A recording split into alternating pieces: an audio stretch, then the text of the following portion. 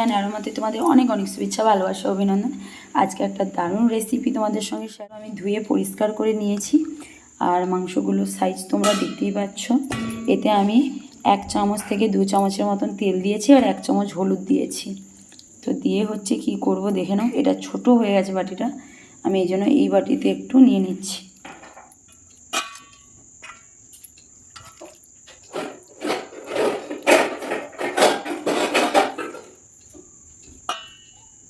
এর মধ্যে আমি 1/2 চামচের মতো নুন দিয়ে দিচ্ছি।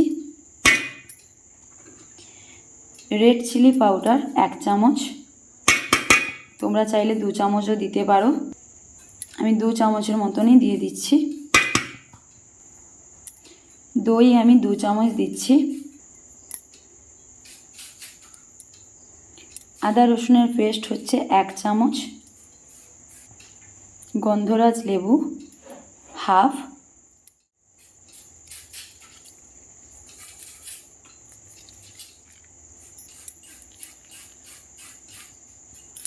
গরম মশলার গুঁড়ো 1/2 চামচ, জিরে গুঁড়ো 1 চামচ, আর আমি অয়েলটা হচ্ছে 2 চামচ আগে দিয়ে রেখে দিয়েছি। হলুদ আমি 1 চামচ দিয়ে রেখে দিয়েছি, আর দিচ্ছি না। তো এবার এটা হচ্ছে ভালো করে মাখিয়ে আমি ফ্রিজে 30 মিনিটের মতন রেখে দেব।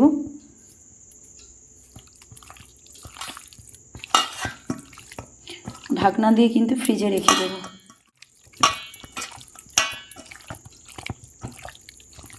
এখানে আমি তেল দিয়ে দিয়েছি।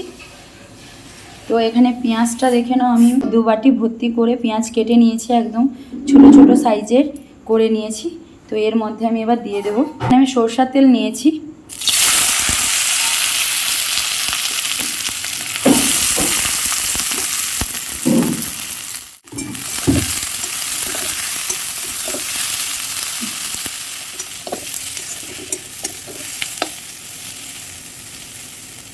আদা বাটা 1 চামচ, রসুন বাটা একটু বেশি, মানে 1 চামচের থেকে একটু বেশি নিয়েছি। নিয়ে একটু আবারও মশলাটা কষে নেব।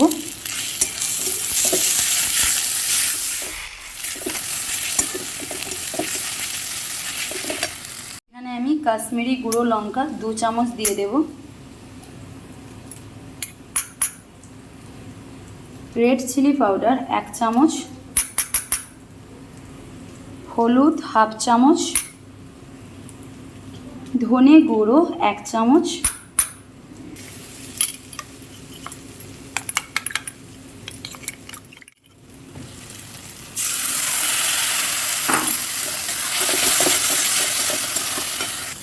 নুন স্বাদ অনুযায়ী। এখানে আমি টমেটোর পিউরি করে রেখেছি, 3টে বড় বড় সাইজের টমেটো নিয়েছি, এর মধ্যে দিয়ে দিচ্ছি।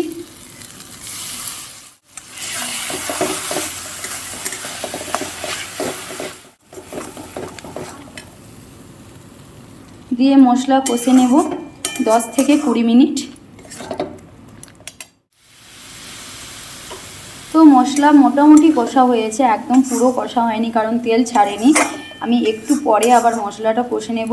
তো এটা আমি রেখে দিচ্ছি।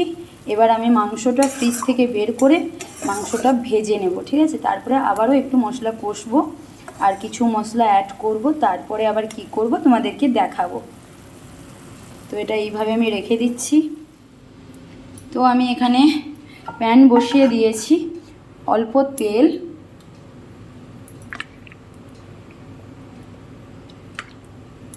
আর বাটার দিয়ে আমি ভেজে নেব। পুরো মাংসই কিন্তু আমি একটা একটা করে ভেজে নেব তেল আর বাটার দিয়েই। এখানে আমি আমুলের বাটার নিয়েছি।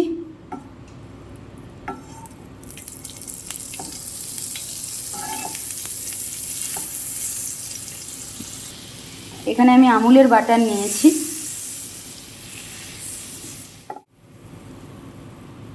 তো এবার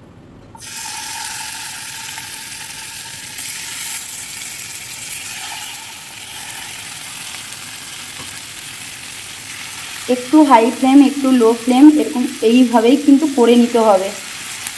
বেশি লো ফ্লেম করলে কিন্তু জল বেরিয়ে পড়বে।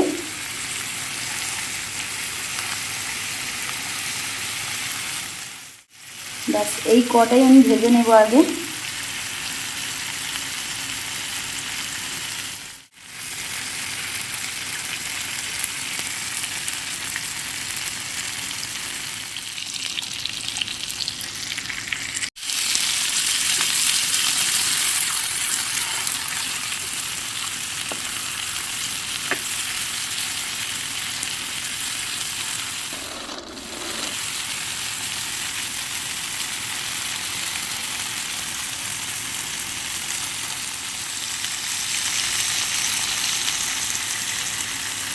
তো আমি একবার কি করছি, একটু হাই ফ্লেম করছি, আবার একটু লো ফ্লেম করছি, মাঝে একটু ঢাকনাও দিয়ে দিচ্ছি, কারণ পিসগুলো অনেক বড়। তোমরা ছোট ছোট পিস করলে ঢাকনা দেওয়ার কোনো দরকারই নেই।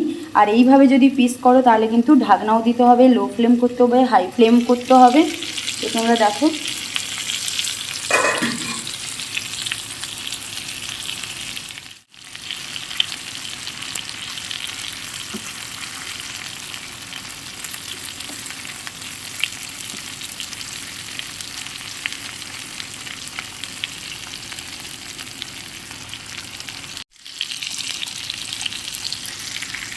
তো এগুলো হচ্ছে ভাজা হয়ে গেছে, মোটামুটি ভাজা হয়ে গেছে। তো এগুলো তুলে নেব, সব এইভাবেই ভেজে নেব। নেওয়ার পরেই রান্নাটা আবার করব, যদিও তো একটু টাইম লাগবে। তো এগুলো সব ভেজে নিই, তারপরে আবার দেখাচ্ছি কি করব।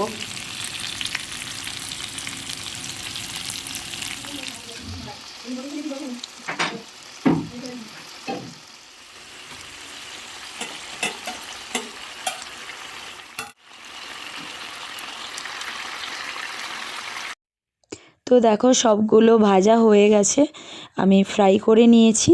আর এখানে হচ্ছে মশলাতে আমি দিচ্ছি ধনে গুঁড়ো, যেটা আগে বাকি ছিল। এই জন্য ধনে গুঁড়োটা দিয়ে একটু ভালো করে কষে নিয়েছি। আর ভেজে রাখা চিকেনগুলো এর মধ্যে দিয়ে আবার ভালো করে আমি নাড়াচাড়া করে ভালো করে মিশিয়ে নেব।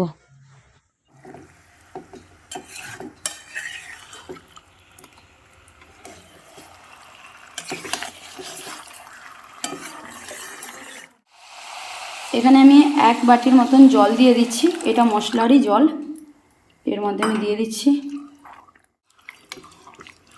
এটা আমি 15 থেকে 20 মিনিট একদম ঢাকনা দিয়ে লো ফ্লেমে করে নেব, যাতে মাংসগুলো আরেকটু সেদ্ধ হয়ে যায়, কারণ অনেকটাই কষে নিয়েছি তেলে। তো আর বাকি যেইটুকু আছে সেটা ঢাকনা দিয়ে রেখে দিলে কিন্তু সেদ্ধ হয়ে যাবে।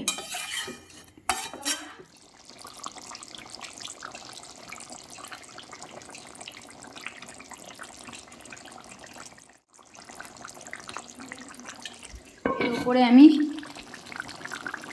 ফেস ক্রিমটা দিয়ে দিচ্ছি, 1 বাটির মতন দিয়েছি এখানে। এর মধ্যে আমি গরম মশলা 1 চামচের মতন দিয়ে দিয়েছি। হয়ে গেছে। তো এর ওপরে আমি ভেজে রেখেছিলাম যে মাংসগুলো যে ভেজেছিলাম তারই তেলটা এর ওপরে আমি দিয়ে দিচ্ছি।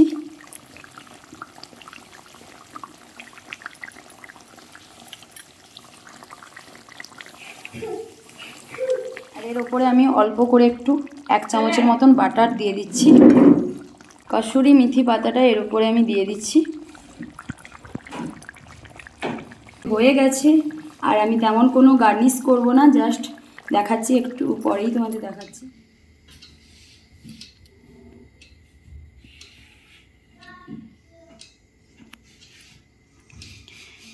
আমি আর কোনো গার্নিশ করলাম না, এই যে তোমরা দেখতেই পাচ্ছ কেমন এসছে রেসিপি।